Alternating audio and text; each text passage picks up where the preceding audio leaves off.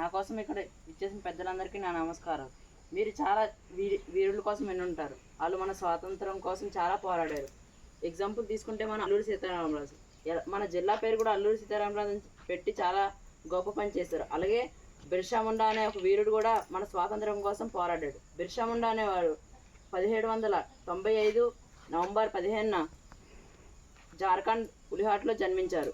ఇతను చిన్నప్పటి నుంచే చాలా దేశభక్తుడు.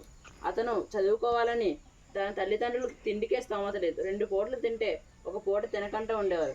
అలాంటిది తను చదువుకోవాలని ఎంత మంది పొట్టు పట్టితే సల్గా అనే గ్రామంలో వాళ్ళ మామయ్య వాళ్ళ ఇంటి దగ్గర వాళ్ళ తల్లిదండ్రులను అతన్ని చదివించారు.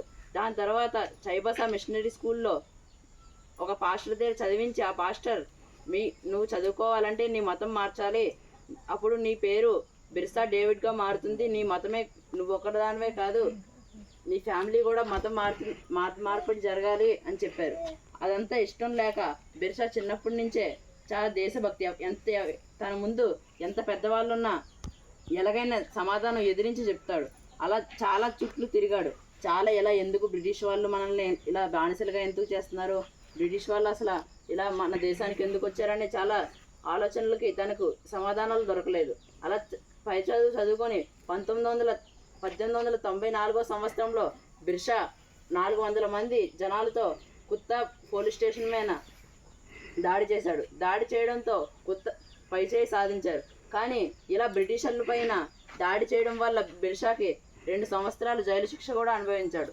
2 సంవత్సరాలు జైలు శిక్ష అనుభవించిన బిర్సా ఏమాత్రం తగ్గలేదు.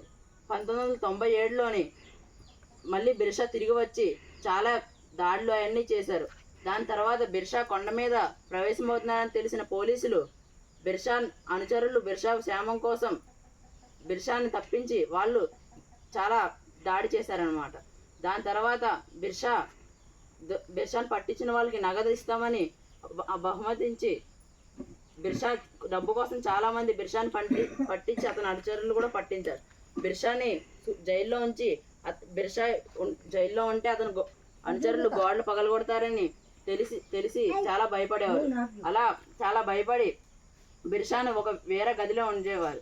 1897 నుంచి 1900 వరకు బిర్సా జైలు శిక్ష అనుభవించి అతను కలిపే అన్నంలో విషాలు కలిపి చంపేద్దాం అనుకున్నారు. కానీ అక్కడ కలర్ వ్యాధి అనే ఒక వ్యాధి అప్పుడు బాగా విపరీతమైన అనుభవాన్ని చూపించింది.